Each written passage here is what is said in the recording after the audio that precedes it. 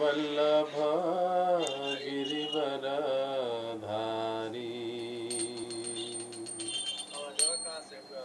जय राधा माधव कुंज बिहारी गोपीजन वल्लभ गिरिवरधारी यशोदानंदना ब्रज जन रंजना यशोदा नंदना ब्रज जन रंजन यमुना तीरवनचारी यमुना तीरवनचारी जय राधा माधव कुंज बिहारी गोपीजन वल्लभ गिरिवरधारी जय राधा माधव कुंज बिहारी गोपीजन वल्लभ गिरिवरधारी यशोदानंदन ब्रज जन रंजन यशोदा नंदन ब्रज जन रंजन यमुना तीरवनचारी यमुना तीरवनचारी जय राधा माधव कुंज बिहारी गोपीजन वल्लभ गिरिवरधारी जय राधा माधव कुंज बिहारी गोपीजन वल्लभ गिरिवरधारी यशोदानंदन ब्रज जन रंजन यशोदानंदन ब्रज जन रंजन यमुना तीरवनचारी यमुना तीरवनचारी हरे कृष्णा कृष्ण कृष्ण हरे हरे हरे राम राम राम हरे हरे हरे कृष्णा कृष्ण कृष्ण हरे हरे हरे राम राम राम हरे हरे हरे कृष्णा कृष्ण कृष्ण हरे हरे हरे राम राम राम हरे हरे हरे कृष्णा कृष्ण कृष्ण हरे हरे हरे राम राम राम हरे हरे हरे कृष्णा कृष्ण कृष्ण हरे हरे हरे राम राम हरे हरे जय राधा कुंज बिहारी राधा कुंज बिहारी राधे जय राधा कुंज बिहारी राधा कुंज बिहारी राधे जय गौरनिताय गौरनिताय गौरनिताय जय गौरनिताय जय जय प्रभुपाद प्रभुपाद प्रभुपाद जय श्रील प्रभुपाद जय जय गुरुदेव गुरुदेव गुरुदेव जय श्रील गुरुदेव जय जय गुरुदेव गुरुदेव गुरुदेव जय श्रील गुरुदेव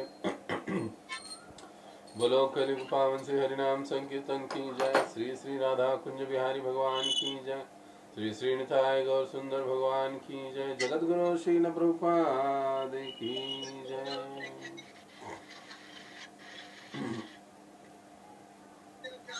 ओम अज्ञानतिमिरन्धस्य ज्ञानाञ्जनशलाकया चक्षुरुन्मिलितं येन तस्मै श्री गुरवे नमः।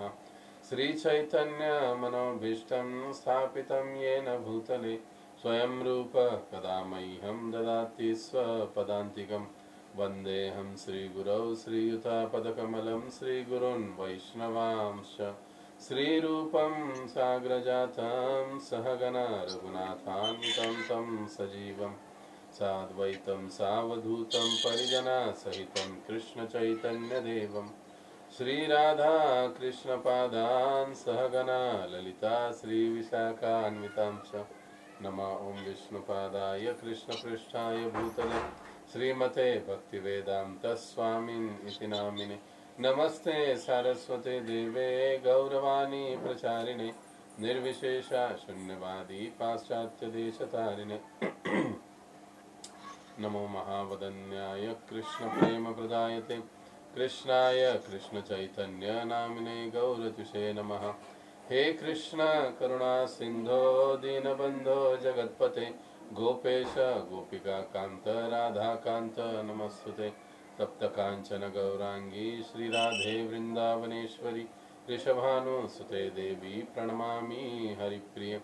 वाञ्छाकल्पतरुभ्यश्च कृपा सिन्धुभ्य एव च पतितानां पावनेभ्यो वैष्णवेभ्यो नमो नमः। जय श्री कृष्ण चैतन्य प्रभु नित्यानंद श्री अद्वैत गदाधर श्रीवासादि श्री गौर भक्तवृंद। हरे कृष्णा कृष्ण कृष्ण हरे हरे हरे राम राम राम हरे हरे। मूकं करोति वाचालं पङ्गुं लङ्घयते गिरिं यत्प्रपातमहं वन्दे श्रीगुरो दीनतारिणम्।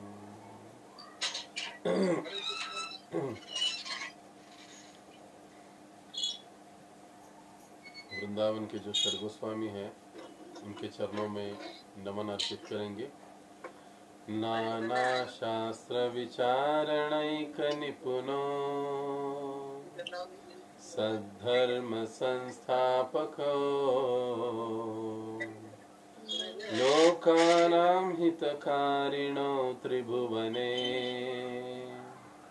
मान्या शरण्याकरो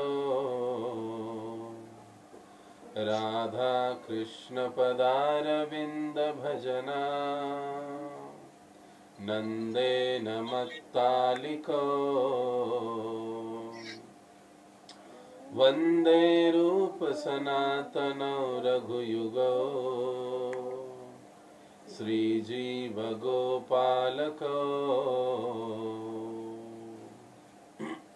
मैं श्री सनातन गोस्वामी, श्री रूप गोस्वामी, श्री रघुनाथ भट्ट गोस्वामी, श्री रघुनाथ दास गोस्वामी, श्री जीव गोस्वामी तथा श्री गोपाल भट्ट गोस्वामी, इन 6 गोस्वामियों को सादर नमस्कार करता हूँ, जो समस्त मानवों के लाभार्थ सनातन धर्म की स्थापना करने के उद्देश्य से समस्त शास्त्रों का गहराई से अध्ययन करने में परम निपुण है। इस तरह वे तीनों लोकों में समादरित हैं और शरण लेने के योग्य है, क्योंकि वे गोपी भाव में निमग्न रहकर राधा कृष्ण की दिव्य प्रेमा भक्ति में लगे रहते हैं। बोलो श्री षड गोस्वामी प्रभुगण की जय।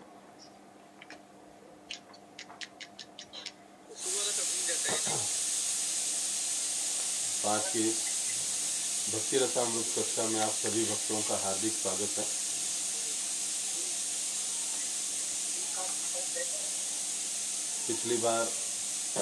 पिछली कक्षा में हम अध्याय 9 पर चर्चा कर रहे थे। किसका साउंड जारी है, चालू है? कृपया वे अपना, जुगनू महाराज कौन है, अपना साउंड बंद करें। ये जुगनू महाराज से कोई भक्त है नाम के, अपना साउंड बंद करें। साउंड का जो आपको चित्र दिखाई देता है आपकी स्क्रीन पर, उसके ऊपर क्लिक करें और अपना साउंड बंद करें।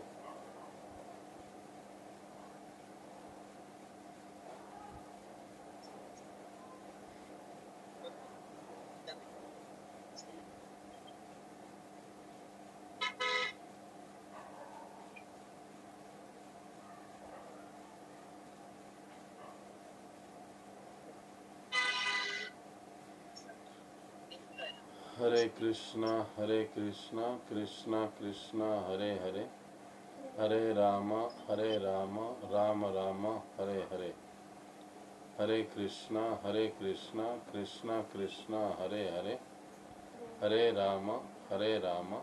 ये जुगनू महाराज करके कोई है, उनका अपना साउंड चालू है, साउंड बंद करें, अन्यथा फिर मीटिंग से आपको निकाल दिया जाएगा। कृपया साउंड बंद करें अपना, आवाज आ रहा है आपकी ओर से।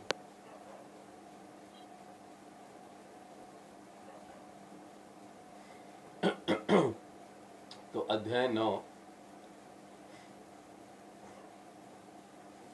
भक्ति के सिद्धांतों पर आगे विचार, इसको हम आरंभ कर चुके थे और अर्थ विग्रह के सम्मान में नतमस्तक होना, ये 25 नंबर का जो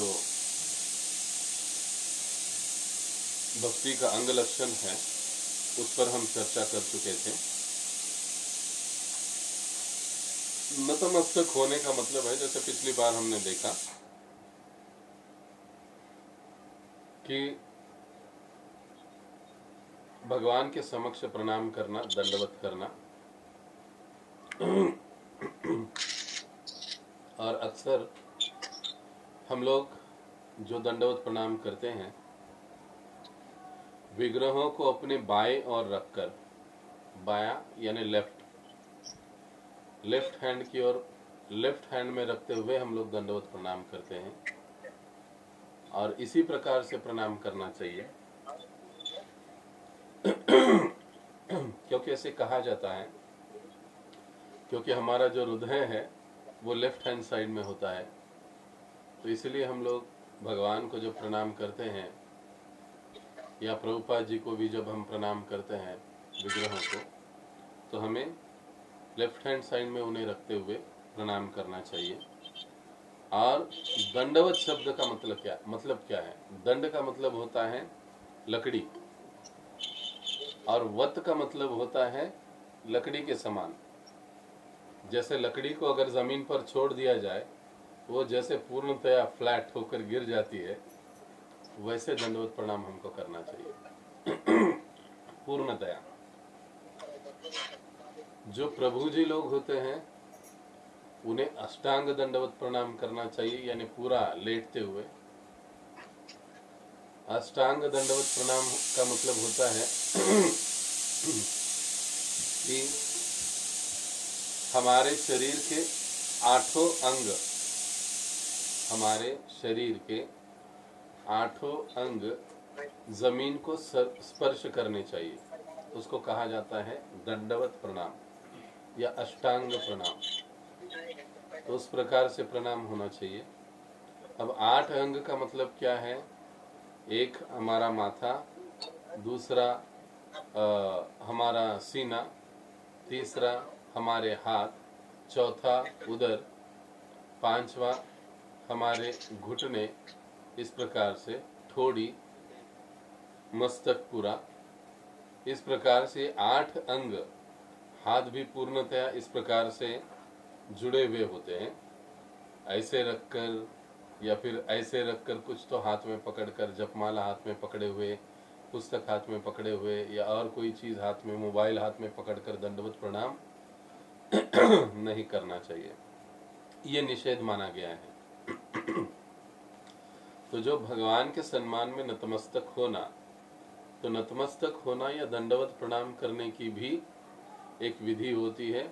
उसी के अनुसार इसमें अब अष्टांग का मतलब, जैसे हमने कहा, दोनों चरण, दोनों घुटने, वक्षस्थल, मस्तक, दृष्टि और मन, ये सारी चीजें उसमें आती हैं अष्टांग प्रणाम। ये प्रभु जीओं के लिए है। जब माता जी प्रणाम करते हैं तो वो होता है पंचांग प्रणाम। माता जियों को इस प्रकार से पूर्णतया लेटकर जो प्रणाम है वो निषेध माना गया है शास्त्रों में। वैसे प्रणाम उन्हें नहीं करना चाहिए, उन्हें प्रायः पंचांग प्रणाम करना चाहिए। पंचांग का मतलब दोनों घुटने, दोनों बाहु, मस्तक, मन और बुद्धि, इनके द्वारा प्रणाम। ये भी इंद्रियां हैं। नहीं तो हम प्रणाम तो कर रहे हैं भगवान को, लेकिन हमारा मन कहीं और है, हमारी बुद्धि कहीं और है, ऐसा प्रणाम नहीं।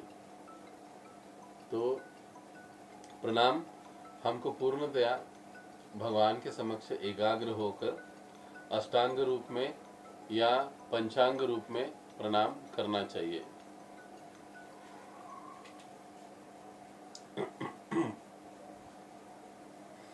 अब देखिए, शास्त्रों में कई बार ऐसे कहा गया है कि अगर भगवान श्री कृष्ण को कोई एक बार भी प्रणाम कर लेता है, भक्ति रसामृत सिंधु में ही ये कहा गया है तो इसका फल इतना अधिक होता है कि उसकी तुलना जो है वो 10 अश्वमेध यज्ञों के साथ भी नहीं की जा सकती। क्योंकि जो अश्वमेध यज्ञ करते हैं उनका पुनर्जन्म होता है, किंतु यदि एक बार यदि कोई भगवान श्री कृष्ण को नमन या प्रणाम करता है वो उसका पुनर्जन्म नहीं होता है। इतना महत्वपूर्ण है। जब भी हम मंदिर में जाते हैं श्री विग्रहों के समक्ष आते हैं तो हमें दंडवत प्रणाम करना चाहिए, और ये दंडवत प्रणाम करना इतना महत्वपूर्ण है, इसलिए ये भक्ति का एक अंग कहा गया है। क्यों कहा गया है? क्योंकि हम भक्ति कर रहे, हमारे सारे सोपानों का जो उद्देश्य है वो भगवत प्राप्ति है, भगवान की प्राप्ति है, भगवान के धाम की प्राप्ति है। तो वो सारी विधियां जो हमें भगवत धाम ले जाती है उसको हमें बड़े ही गंभीरता के साथ पालन करना चाहिए। इसीलिए ये भक्ति का 25वां अंग रूप गोस्वामी बताते हैं कि अर्च विग्रह के सम्मान में नतमस्तक होना या उन्हें प्रणाम करना, उन्हें दंडवत प्रणाम करना। अब आगे 26 नंबर का है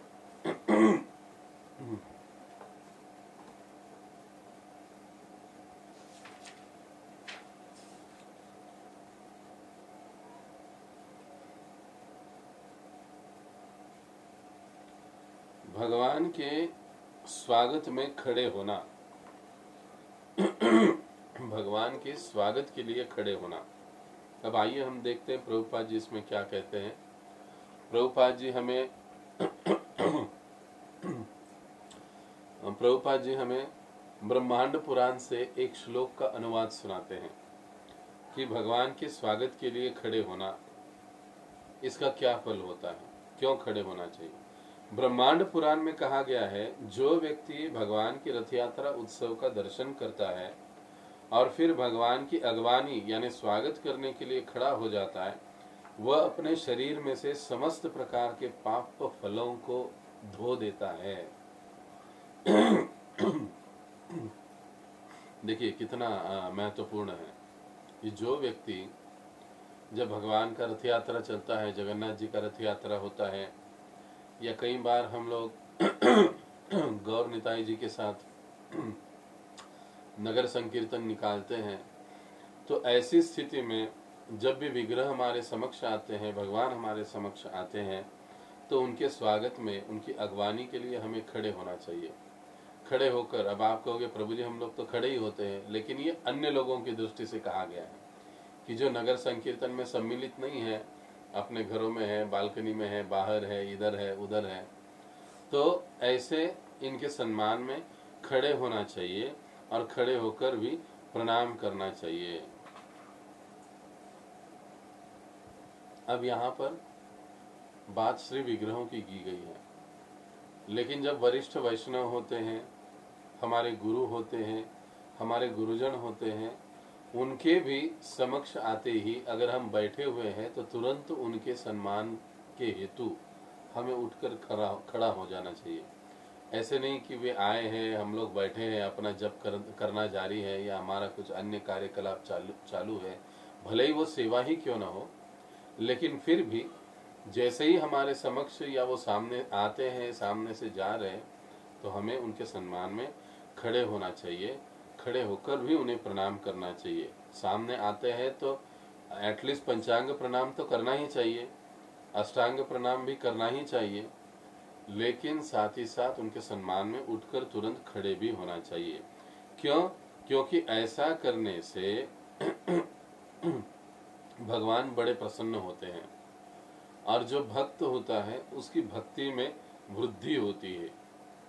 ये भक्ति रसामृत सिंधु में कहा गया है, यानारूढ़म पुरप्रेक्ष समायांत जनार्दनम अभ्युत्थानम नरः कुर्बन पातयेत सर्वकिल्बिषम। ये भक्ति रसामृत सिंधु के पहले अध्याय का ये श्लोक आता है। ये मूलतः जो रूप गोस्वामी पाद जी ने जो भक्ति रसामृत सिंधु लिखा है उनमें कई सारे श्लोक है पहले अध्याय में, और उसी का ये एक श्लोक है जिसमें कहा गया है कि जो भगवान के रथ, भगवान के श्री विग्रह रथ पर आरूढ़ भगवान का भगवान जनार्दन को देखकर अभ्युत्थानम, सम्मान में खड़े होना, इसके लिए रूप गोस्वामी पाद शब्द प्रयोग करते हैं अभ्युत्थानम या अभ्युत्थान। अभी उत्थान का मतलब है तुरंत उठकर खड़े हो जाना,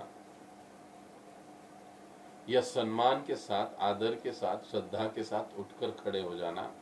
और जो इस प्रकार से अभ्युत्थान करते हैं भगवान को समक्ष देखकर, तो उनके सभी पातक, पातयेत सर्व किल्बिषम, उनके सभी प्रकार के पातक तुरंत नष्ट हो जाते हैं। तो देखिए, छोटी छोटी बातें हैं भक्ति में प्रगति करने के लिए। हम लोग कहते हैं ना कि अरे इतने साल हो गए लेकिन हमको भक्ति में ऐसे कोई विशेष आनंद नहीं आता है। इसका एक कारण ये होता है कि ये जो भक्ति के जो अलग अलग छोटे बड़े जो अंग हैं, उनको हम गहराई से कहिए, गंभीरता से कहिए, पालन करने में कहीं ना कहीं तो चूक कर जाते हैं, जिसका परिणाम ये होता है कि जिस प्रकार से तीव्रता से हमारी आध्यात्मिक प्रगति होनी चाहिए, वो प्रगति होते हुए दिखाई नहीं देती है। तो इसलिए ये भक्ति का 26वां अंग है कि भगवान के स्वागत में खड़े होना। अब 27 नंबर अर्च विग्रह के पीछे पीछे चलना, पीछे पीछे चलना, अनुव्रज्जा। रूप गोस्वामी पाद कहते हैं अनुव्रज्जा। अनु का मतलब होता है पीछे पीछे चलना, व्रजा का मतलब होता है चलना या परिक्रमा करना, ऐसे उसका मतलब होता है। तो अब प्रभुपाद जी क्या कहते हैं, भविष्य पुराण से हमको प्रभुपाद जी समझाते हैं इसके बारे में। भविष्य पुराण में ऐसा ही कथन मिलता है जिसमें कहा गया है कि यदि रथ यात्रा के समय जब अर्च विग्रह आगे से या पीछे से जा रहे हो, तो यदि निम्नकुल में भी उत्पन्न पुरुष रथ के पीछे पीछे चलता है, तो वह निश्चय ही विष्णु के समान ऐश्वर्य प्राप्त करके उच्च पद तक पहुंच जाता है। क्या कहा गया है कि अगर जब रथ यात्रा होता है भगवान का, उस समय में यदि कोई रथ यात्रा के साथ चलता है, चाहे कोई निम्न कुल में जन्मा हुआ व्यक्ति क्यों न हो, चाहे अभक्त क्यों न हो, वो भक्त भी नहीं है, लेकिन सिर्फ ऐसे ही मनोरंजन की दृष्टि से भगवान के विग्रहों के पीछे पीछे रथ यात्रा में भगवान के पीछे पीछे वो चल रहा है, तो भी ये कहा जाता है कि उसे भगवान श्री विष्णु के समान ऐश्वर्य प्राप्त होता है और वह उच्च पद तक। अब यहाँ पर उच्च पद का क्या मतलब है कि वो भक्ति के उच्च पद तक पहुंच जाता है। ये महत्वपूर्ण बात है। और पिछली कक्षा में हमने वर्णन किया था या हमने सुना था कि विष्णु लोक का ऐश्वर्य और इस भौतिक जगत का ऐश्वर्य, इसमें क्या अंतर है, ये हमने समझा था, विस्तार से चर्चा की थी, आपको याद होगा। तो यहाँ पर पुनः वही बात आई है कि विष्णु लोक का ऐश्वर्य, ये इस लोक के ऐश्वर्य की बात नहीं हो रही है, ये विष्णु लोक का ऐश्वर्य प्राप्त होता है जो कोई साधक, जो कोई व्यक्ति भगवान के पीछे पीछे चलता है रथ यात्रा के समय, नगर संकीर्तन के समय। इसलिए जब भी नगर संकीर्तन होता है हमको बड़ा सावधान रहना चाहिए, भगवान के पीछे पीछे चलना चाहिए। ऐसे नहीं कि भगवान आगे चल रहे हैं, हम लोग गप्पे लगाते लगाते पीछे से चल रहे हैं, ऐसे नहीं होना चाहिए। इसको नगर संकीर्तन में या रथ यात्रा में सम्मिलित होना नहीं कहा जा सकता। कीर्तन करते हुए भगवान के साथ चलना या भगवान के पीछे पीछे चलना, यह भक्ति का महत्वपूर्ण अंग है। तो ये हुआ 27 नंबर। अब 28 नंबर है विष्णु मंदिर या तीर्थ स्थानों की यात्रा करना। श्री मूर्ति स्थान में गमन। अब ये तो हम लगभग सभी जानते हैं, लेकिन फिर भी जो प्रभुपाद जी ने कहा है उसको हम पढ़ेंगे और संक्षेप में समझेंगे। विष्णु मंदिर या तीर्थ स्थानों की यात्रा करना 28 नंबर का है। पुराणों में कहा गया है कि जो व्यक्ति वृंदावन, मथुरा या द्वारका जैसे तीर्थ स्थान में जाने का प्रयास करते हैं वे वास्तव में धन्य हैं। ऐसे यात्रा कार्यों से वे भवरूपी मरुस्थल को सहज ही पार कर जाते हैं। देखिए, पुराणों में क्या कहा गया है कि जो व्यक्ति वृंदावन, मथुरा, द्वारका जैसे तीर्थ स्थानों में जाने का प्रयास जाते हैं, ऐसे लोग धन्य हैं। और ऐसे यात्रा कार्य करने से क्या करते हैं वो लोग, हमारे ये जो भवरूपी मरुस्थल है, भवरूपी मरुस्थल, मरुस्थल का मतलब क्या है? रेगिस्तान, रेगिस्तान को मरुस्थल कहते हैं। और रेगिस्तान में बहुत गर्मी होती है, इतनी गर्मी होती है कि असहनीय गर्मी होती है। मरुस्थल में काफी उष्ण वातावरण होता है, काफी गर्म हवा होती है, वहां पर रहना चलना बड़ा ही मुश्किल होता है। ऐसे ही ये भौतिक जगत है जो काफी दुखदाई है, तकलीफ देने वाला है, कष्ट देने वाला है, लेकिन ऐसे मरुस्थल से वो सहज ही पार हो जाता है। प्रभुपाद जी कहते हैं, पुराणों में ये बताया गया है। इसलिए समय समय पर हमें यात्राओं में सम्मिलित होना चाहिए। हरि भक्ति सुधोदय में भगवान कृष्ण के मंदिर में जाने के लाभों का वर्णन आया है। जैसा कि हम पहले बता चुके हैं, वृंदावन, मथुरा तथा द्वारका में यह प्रथा है कि सारे भक्त इन पवित्र स्थानों में स्थित विविध मंदिरों का दर्शन करने का लाभ उठाते हैं। हरिभक्ति सुधोदय का कथन है, जो लोग कृष्ण भावना भावित शुद्ध भक्ति से प्रेरित होकर मंदिर में विष्णु के अर्च विग्रहों के दर्शन करने जाते हैं,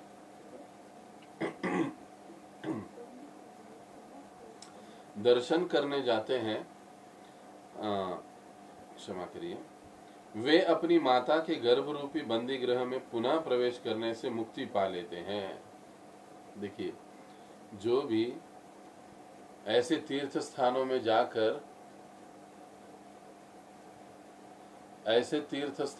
जाकर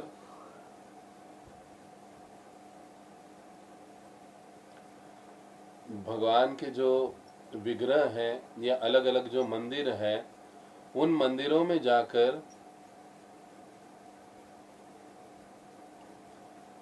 भगवान का दर्शन करते हैं। और दर्शन भी कैसे? शुद्ध भक्ति से प्रेरित होकर, शुद्ध भक्ति के उद्देश्य के लिए।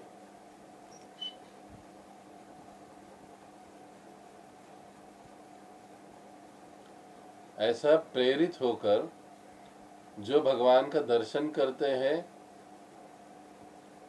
ऐसे भक्तों को तुरंत ही मुक्ति मिल जाती है। किन चीजों से मुक्ति मिल जाती है? बताया जाता है कि माता के गर्भ में पुनः आने से उन्हें मुक्ति मिल जाती है। बार बार पुनरपि जननम पुनरपि मरणम पुनरपि जननी जठरे शयनम, इन सारी चीजों से उन्हें मुक्ति मिल जाती है। यानी उन्हें पुनर्जन्म नहीं लेना पड़ता है, पुनः जन्म लेने की उन्हें आवश्यकता ही नहीं पड़ती है। बद्धात्मा जन्म के समय माता के गर्भ में रहने के कष्ट को भूल जाता है, किंतु यह अत्यंत पीड़ादायक तथा भयानक अनुभव होता है। क्या होता है जब हम लोग माता के गर्भ में होते हैं ना, भागवत में वर्णन आता है कि हम लोग निरंतर भगवान की प्रार्थना करते कि हे प्रभु, इस स्थान से मुझे जल्दी बाहर निकालो, यहाँ से बाहर निकलते ही मैं आपका भजन करूंगा। जब तक जीव माता के गर्भ में होता है उसे भक्ति का स्मरण होता है, लेकिन जैसे ही गर्भ से बाहर निकलता है और इस भौतिक जगत के संपर्क में आ जाता है प्रत्यक्ष रूप से, तो इस भौतिक जगत के नाते हैं, संबंध है, फिर झगमगाहट है, उसमें ये सारी चीजें फिर वो पुनः भूल जाता है कि मैंने प्रार्थना करी थी, और वो अपने इंद्रिय भोग में मग्न हो जाता है। तो इस प्रकार से अब देखिए, आप कहोगे कि गर्भ में रहना ये कैसे दुखदायक है। एक सिंपल सा उदाहरण देखिए कि यदि हम लोग एक ही रूम में, बड़ा ही कंजेस्टेड छोटा रूम है, और उस रूम में रहने की अगर हम लोग कोशिश करेंगे तो हमको बड़ी तकलीफ होती है। अरे सोएंगे कहाँ, रुकेंगे कहाँ, बैठेंगे कैसे। एक ही रूम में जब एक से ज्यादा लोग रहते तो बड़ा मुश्किल हो जाता है। और माता के गर्भ में हमारी सिचुएशन कैसी होती है, घुटने मुंह के पास होते हैं, हम लोग उल्टे सर के बल माता के गर्भ में होते हैं। सर नीचे होता है और पैर ऊपर होता है, और घुटने पूरी तरह से माता के, क्षमा कीजिए, घुटने पूरी तरह से हमारे मुंह के पास होते हैं, नाक के पास, और ऐसे स्थान पर होते हैं जहां पर मल मूत्र का थैली होता है गर्भ में माता के, उस स्थान पर हम लोग रहते हैं। और फिर जब उस स्थान पर हम लोग रहते हैं तो वो मल मूत्र के कीड़े जो होते हैं छोटे छोटे, वो हमको काटते रहते हैं, बहुत तकलीफ होती है। इसीलिए तो रोते रोते बाहर आते हैं ना, हंसते हुए कोई बाहर नहीं आता है, क्योंकि अंदर काफी तकलीफ हुई होती है। वो कीड़े काटते हैं, उतनी कम जगह में रहना पड़ता है, और कई सारे तकलीफ होती है, दुर्गंध होती है वहाँ पर। पेट में, हमारा पेट में इतनी सारी चीज़ें होती है, ऐसे नहीं कि पेट बहुत ही सुंदर होता है अंदर से और बहुत अच्छा खुशबू आती है, वहाँ पर ऐसे कुछ नहीं होता है। भागवत में वर्णन आता है, यहाँ की आधुनिक साइंस भी इस बात का वर्णन करता है, वो भी इस बात को मानते हैं कि यहाँ की माता के गर्भ में जो बालक होता है उसको तकलीफ होती है। इसीलिए यहाँ पर कहा गया है, प्रभुपाद जी समझा रहे हैं कि ये बड़ा ही भयानक अनुभव होता है। इस भौतिक दशा से बचने के लिए मनुष्य को भक्ति भाव से विष्णु मंदिर में जाने की सलाह दी जाती है। अगर इस तकलीफ से हम हमेशा के लिए छूटना चाहते हैं तो फिर हमें बड़े ही भक्ति भाव के साथ शुद्ध भक्ति के उद्देश्य से भगवान श्री विष्णु के मंदिर में जाना चाहिए, तभी हम लोग इस जन्म के चक्र से छूट पाएंगे, अन्यथा कोई चांस नहीं है। Hare Krishna Prabhu ji. Yes Prabhu ji please mute पर जुगनू महाराज, आपको सुन नहीं पा रहे हम अच्छे से। यहाँ पर एक्चुअली मेरे पास भी उनको म्यूट करने का ऑप्शन नहीं है। प्लीज उनको बोल दीजिए, क्योंकि हम आपको सुन नहीं पा रहे डिस्टरबेंस के कारण। हरे कृष्णा, ये जुगनू महाराज कौन है?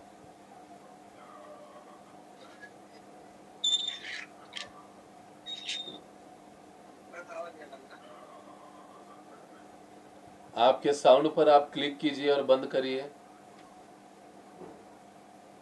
हाँ उन्होंने बंद कर दिया।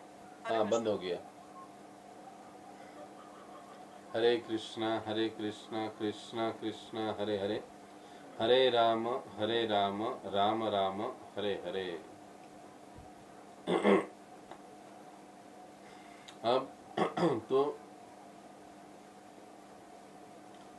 भगवान के मंदिर में जाना, उनकी परिक्रमा करना, ऐसे कहा जाता है, भक्ति रसामृत सिंधु में ही कहा गया है, विष्णुम प्रदक्षिणी कुर्वत यस्त्रावर्तते पुनः तद्वा वर्तनम तस्य पुनर्न वर्तते भवेत्। अर्थात जो व्यक्ति भगवान श्री विष्णु के मंदिरों की परिक्रमा करते हैं, उन्हें उनका आवर्तन, पुनरपि जननम पुनरपि मरणम, हमेशा के लिए बंद हो जाता है।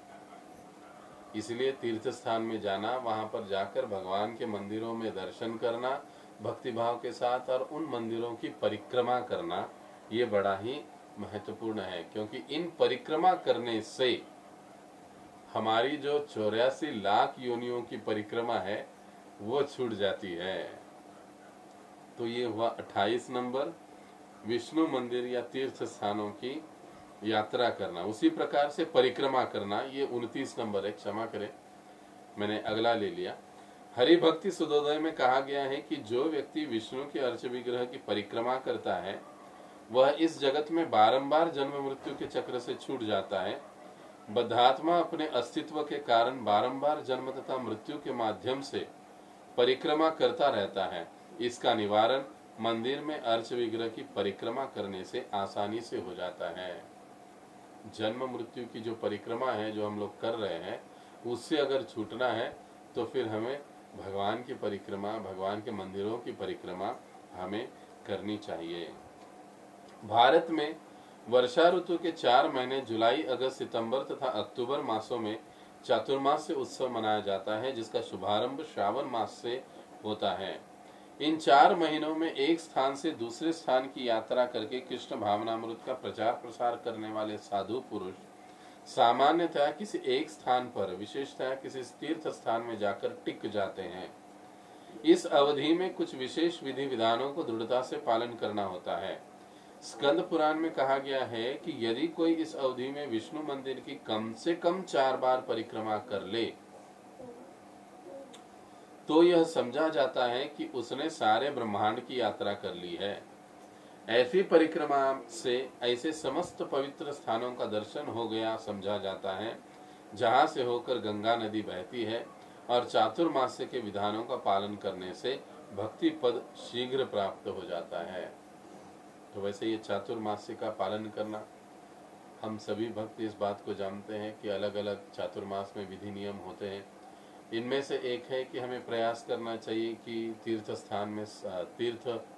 स्थान में जाना, मंदिरों का परिक्रमा करना, शिव विग्रहों की परिक्रमा करना, और विशेष रूप से पवित्र नदियों में स्नान करना, ये चीजें अनिवार्य मानी जाती है। और जो भी भक्त इस प्रकार से पालन करते हैं तो उन्हें शीघ्र ही भक्ति के उच्चतम पद की प्राप्ति हो जाती है। अब परिक्रमा करने का जो पद्धति है वो क्या है, उसको भी हमें थोड़ा समझना चाहिए। विश्वनाथ चक्रवर्ती पाद कहते हैं कि मंदिर में हम भगवान का मंदिर में जब परिक्रमा करते हैं, उनकी लीला स्थलियों की जब हम परिक्रमा करते हैं, यहाँ तक कि तुलसी महारानी की जब हम परिक्रमा करते हैं, गिरिराज जी की जब हम परिक्रमा करते हैं, तो ये परिक्रमा हमें कैसी करनी चाहिए? उन्हें अपने दाहिनी ओर रखते हुए परिक्रमा करना चाहिए, राइट हैंड साइड में रखते हुए परिक्रमा आरंभ करनी चाहिए। इस बात को हमें ध्यान में रखना चाहिए। साधारणतः हर एक विग्रह की, चाहे तुलसी महारानी हो, चाहे भगवान के श्री विग्रह हो, चाहे हम मंदिर को परिक्रमा कर रहे हो, हमें कम से कम 4 बार परिक्रमा करनी चाहिए।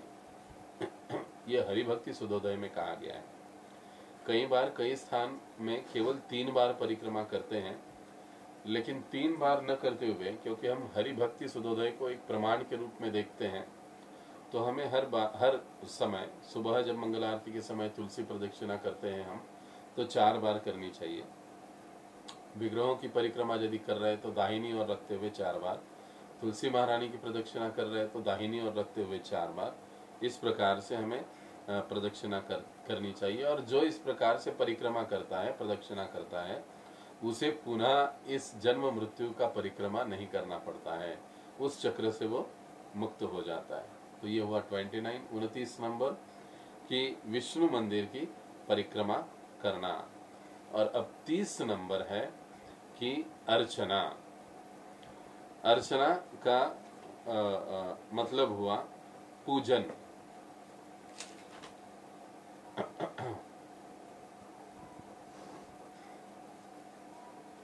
और पूजन से सीधा मतलब है विग्रह सेवा।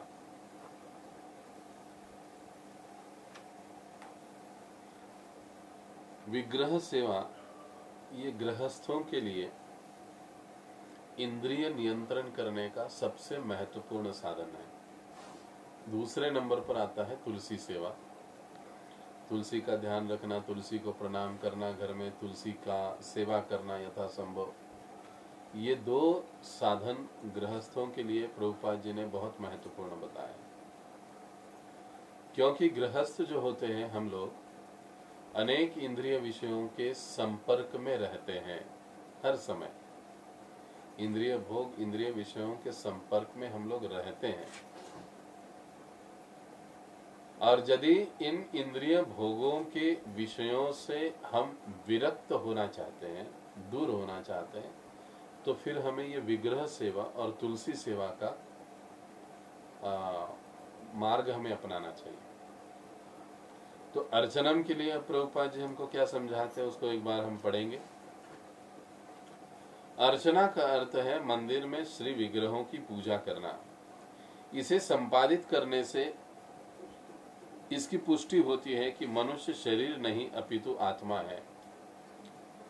जितने गहराई से गंभीरता से हम भगवान की सेवा करते हैं, अर्चन करते हैं, उनको धूप अर्पित करते हैं, दीप अर्पित करते हैं, पुष्प अर्पित करते हैं, तो उससे क्या होता है, क्यों पूजन करना चाहिए, ये महत्वपूर्ण बात है और सिद्धांत है कि इससे एक बात होती है कि जो हमारी साधन भक्ति है, और साधन भक्ति या भक्ति का जो पहला मूलभूत तत्व ज्ञान है, सिद्धांत है कि हम शरीर नहीं, हम लोग आत्मा है, इस विषय का अनुभूति, इस सिद्धांत की अनुभूति हमें होने लगती है। इसलिए हर गृहस्थ को, व्यक्ति को विग्रह सेवा में लगे रहना चाहिए। अब आप कहोगे प्रभु जी हमारे घर में तो विग्रह नहीं है, तो फिर हम क्या करें? भले ही भगवान का चित्र हो, फोटो हो, पूर्णतया मतलब अल्टर भी घर में ऐसे होना चाहिए कि राधा कृष्ण, गौर निताय, पंच तत्व, लक्ष्मी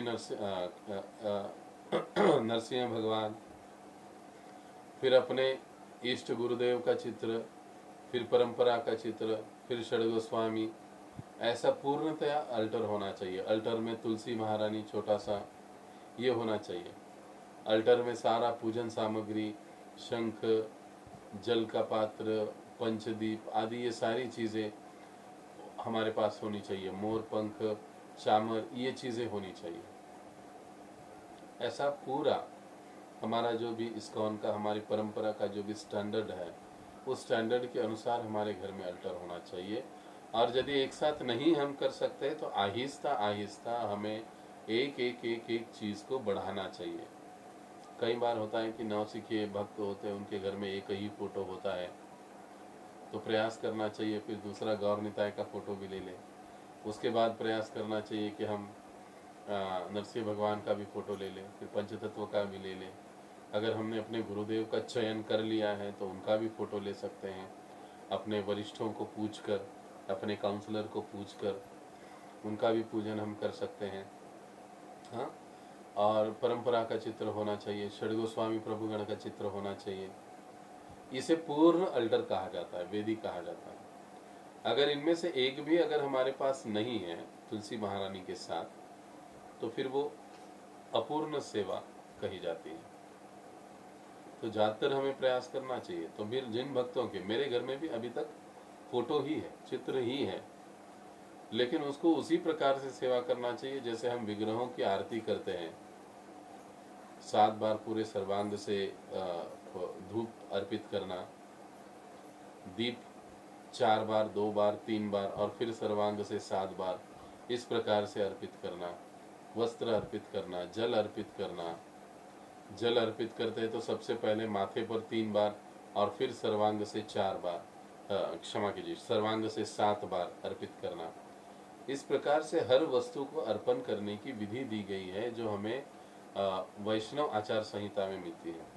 उसके अनुसार अगर हम चित्र का भी सेवा करते हैं तो ये भी विग्रह सेवा ही हुआ, और इस विग्रह सेवा का हमें तुरंत ही फल प्राप्त होता है। तो हमको इसे करने में आनाकानी नहीं करनी चाहिए। हमारे हृदय में जो भी गलत विचार हैं, गलत भावनाएं हैं, या फिर जो भी हमसे गलतियां हो गई है, जो भी हमसे अपराध हो गए हैं, उसे निकल जाने में, चित्त की शुद्धि होने में काफ़ी सहायता मिलती है विग्रह सेवा से, तुलसी सेवा से। इसीलिए जितना हो सके एक नव साधक को, या नव साधक को कहने से अच्छा है कि सभी को विग्रह सेवा में लगना चाहिए, करना चाहिए।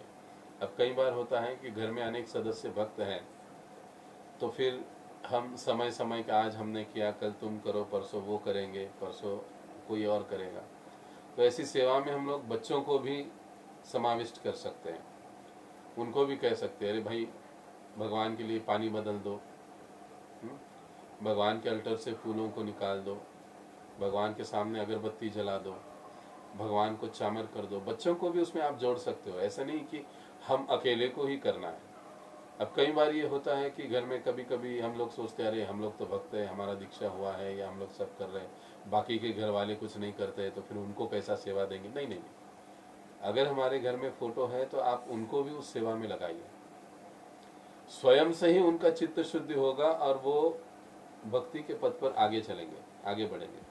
आप बस उनको बताइए कि प्रॉपर तरीके से ऐसे करना है।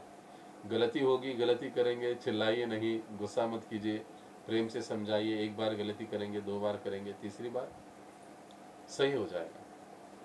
तो इस प्रकार से हम अन्य परिवार के सदस्यों को भी सेवा में लगा सकते हैं। ये गृहस्थों का प्रधान कार्य है कि अपने घर के जो सदस्य हैं उनको भी इस विग्रह सेवा में, अल्टर सेवा में लगाए, जोड़े, क्योंकि ये भक्ति का महत्वपूर्ण अंग है और इसी से गृहस्थ अपने इंद्रियों पर नियंत्रण कर सकते हैं। गृहस्थों के लिए यही एक साधना बताई गई है, विग्रह सेवा और तुलसी सेवा। ये 2 चीज़ें अवश्य रूप से हमें करनी चाहिए। अब इसमें तुलसी सेवा में आप महीने में एक बार, 15 दिन में एक बार, एकादशी के दिन तुलसी आरती कर सकते हैं, तुलसी को दीप धूप अर्पित कर सकते हैं। इस प्रकार से आप कर सकते हो। घर में भी छोटा सा आरती संक्षेप में कर सकते हो, इसमें कोई हानि नहीं है। नहीं कर सकते तो एटलीस्ट सुबह शाम तुलसी महारानी को दिया अर्पित करना, धूप अर्पित करना, पुष्प अर्पित करना, ये चीज़ें हमें करनी चाहिए। विशेष रूप से अगर माताएं हैं तो माताओं को करना चाहिए, प्रभु जी कर सकते हैं तो प्रभु जियों को करना चाहिए, क्योंकि ये हम गृहस्थों के लिए महत्वपूर्ण बात बताई गई है। तो ये हुआ अर्चनम। अब अर्चनम में आगे प्रभुपाद जी कहते कि जिन घटनाओं में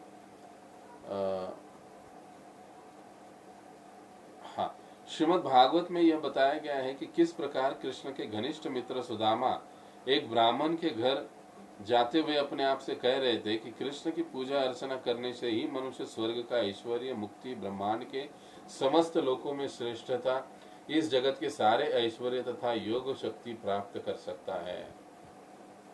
कृष्ण की अर्चना करने मात्र से ये सारी चीजें उसे प्राप्त होती है। भले ही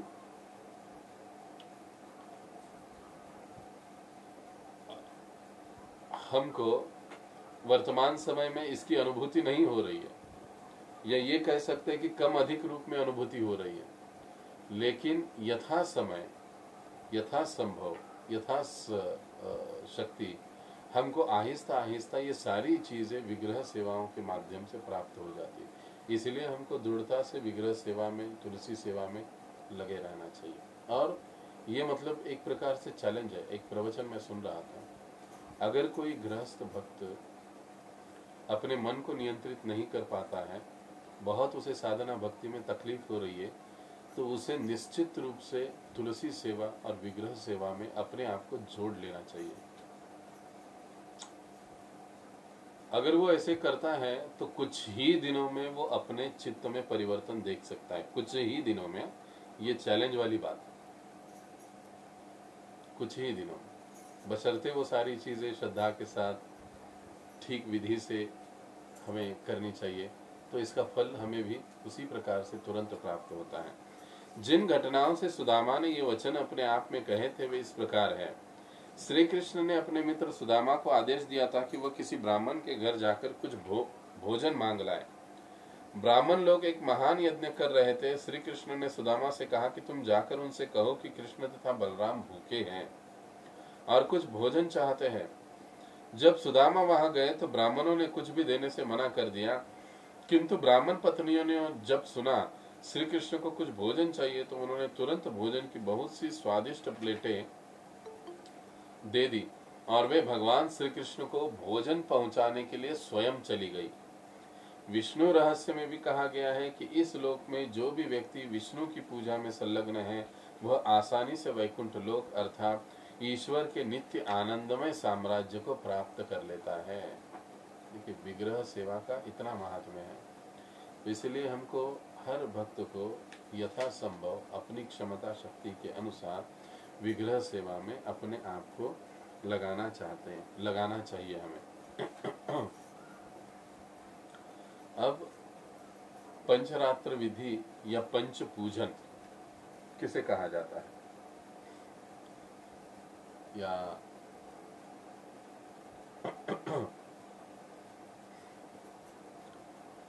पंच पूजन का मतलब है गंध, पुष्प, धूप, दीप और नैवेद्य। इन 5 चीजों से या उपचारों से पूजन करना पंचोपचार कहलाया जाता है। और एटलीस्ट गृहस्थ भक्तों को इतना तो करना ही चाहिए, इसके लिए किसी प्रकार का कोई एक्सक्यूज नहीं है साधन भक्ति में। क्या बताया गया है? गंध, पुष्प, धूप, दीप और नैवेद्य, दोनों समय, तीनों समय यथासंभव भगवान को भोग लगाना, उनकी आरती करना, दिन में एक बार, दिन में 2 बार, कम से कम 1 बार, अधिक से अधिक आप 2 बार कर सकते हो, 3 बार कर सकते हो, अगर आपके पास समय है तो ये करना चाहिए। आसन, स्वागत, आचमन, पाद्य, अर्घ्य, मधुपर, पुनः आचमनीय, स्नान, वसन, आभरण, गंध, पुष्प, दीप, धूप, नैवेद्य, चंदन, इन 16 उपचारों के द्वारा जब भगवान की सेवा की जाती है तो इसे षोडोपचार पूजन कहते हैं। षोडोपचार, षोडोपचार पूजन मतलब ये 16 चीजों के द्वारा, 16 चीजों के द्वारा भगवान का पूजन करना। अलग अलग चीजें बताई गई उसमें, और हम लोग जो भगवान का पूजन करते हैं वो केवल पंचोपचार से नहीं बल्कि षोडोपचार पूजन होता है हमारा। 16 चीजों के द्वारा, वस्तुओं के द्वारा, पदार्थों के द्वारा हम भगवान का पूजन करते हैं, मंदिर में और यथासंभव अपने घर में भी। तो ये हुआ 30 नंबर, अर्चनम। अब अर्चनम के बाद है भगवान की सेवा करना।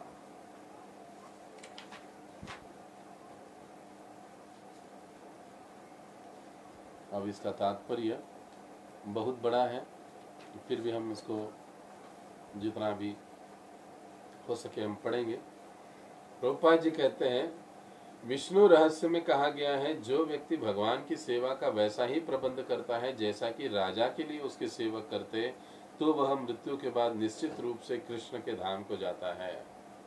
अगर हमारे घर में श्री विग्रह है भगवान के, चाहे गौर निताई हो, जगन्नाथ जी हो, या राधा कृष्ण हो, तो हमें उनकी सेवा ऐसे ही करनी चाहिए जैसे राजा की सेवा की जाती है, जैसे राजा की सेवा उनके सेवक करते हैं, उस तरह से, उस दर्जे की हमारी सेवा वहाँ पर होनी चाहिए, ऐसे बताया जाता है।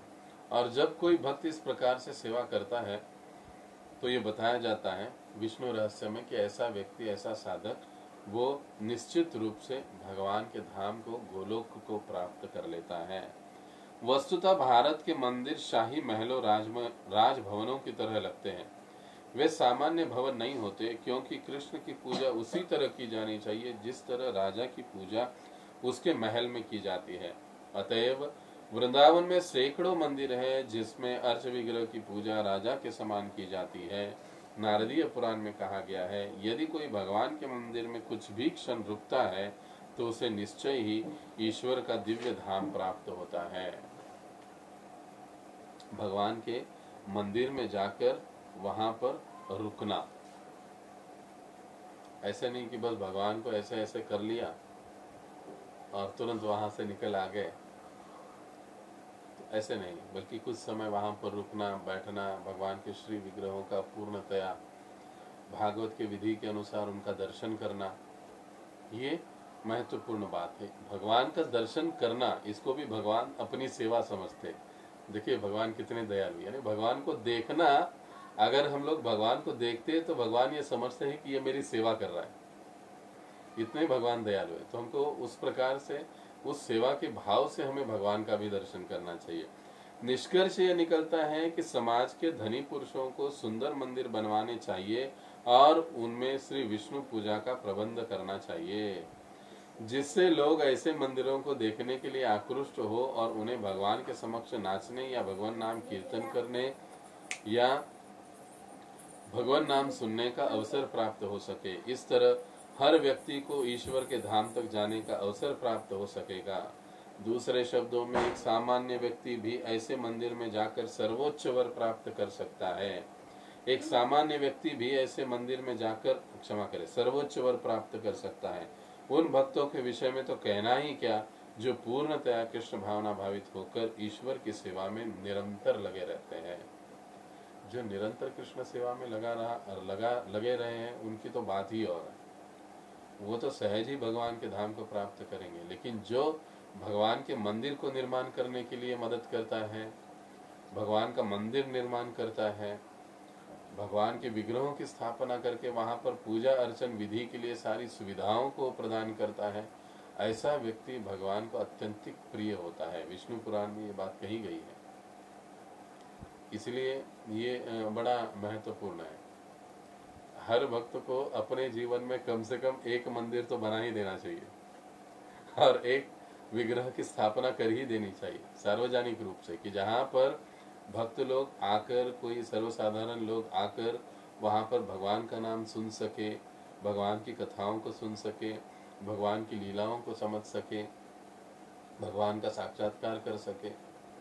ऐसी व्यवस्था उसे करने का कोशिश करना चाहिए, अपनी क्षमता के अनुसार, अपनी योग्यता के अनुसार उसको ये करना चाहिए। इस संबंध में श्रीमद् भागवत में, भागवत के चौथे स्कंद के 21वें अध्याय के 31वें श्लोक में राजा पृथु का अपनी प्रजा के साथ एक कथन आता है। हे नागरिकों, ध्यान रहे कि भगवान हरि ही समस्त पतित बद्धात्माओं के वास्तविक मोक्षदाता है। बद्धात्माओं के उद्धार का यह कार्य अन्य देवता नहीं कर सकते, क्योंकि देवतागण स्वयं बद्ध है। ये बहुत महत्वपूर्ण बात है। एक बद्धात्मा दूसरे बद्धात्मा का उद्धार नहीं कर सकता, केवल कृष्ण या उनका प्रामाणिक प्रतिनिधि ही उसका उद्धार कर सकता है। विष्णु के अंगूठे से बहने वाली गंगा नदी का जल पृथ्वीलोक तथा अन्य लोकों में गिरता है, जहां वह बद्ध पापात्माओं का उद्धार करता है, क्षमा करें। अतएव ऐसे पुरुषों के उद्धार के विषय में क्या कहा जाए जो सदैव भगवान की सेवा में लगे रहते हैं। इसका मतलब है कि जो सदैव भगवान की सेवा में लगा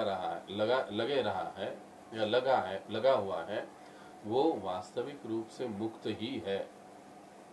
बस उसके कुछ कर्म, उसके कुछ फल बाकी है जिसको वो भुगत रहा है, और उसको भोग कर वो हमेशा के लिए इस जन्म मृत्यु के चक्र से मुक्त होकर भगवत धाम की प्राप्ति करेगा। जो गंभीरता के साथ भगवान की सेवा में लगा है, प्रामाणिकता से सेवा में लगा है, उसके लिए ये बात लागू होती है। और शास्त्र कई जगह पर इन बातों को दोहराते हैं। यदि उन्होंने अनेक जन्मों के प्राप्त कृत्यों का समूह एकत्रित कर रखा हो तो भी उनकी मुक्ति निश्चित है। हाँ, कुछ तकलीफ होगी, कुछ भोगना पड़ेगा, लेकिन दूसरे शब्दों में अर्च विग्रहों की पूजा में निरत व्यक्ति अपने पूर्व जन्म के पाप समूह के फलों को कम कर देता है। अर्च विग्रह की यह पूजा विधि अर्चना पहले ही बतलाई जा चुकी है, और मनुष्य को चाहिए कि इन विधि विधानों का गंभीरता से पालन करे। विग्रहों का पालन, इसलिए आप लोगों को याद होगा कि हमने बीच में कुछ 11 डे हमने सेमिनार रखा था कि विग्रह सेवा, घर में फोटो भी अगर है तो उनकी भी सेवा हमको कैसी करनी चाहिए। हमारे मधु पंडित प्रभु उसको ले रहे थे, कुछ समय मैंने लिया, बाद में वो ले रहे थे।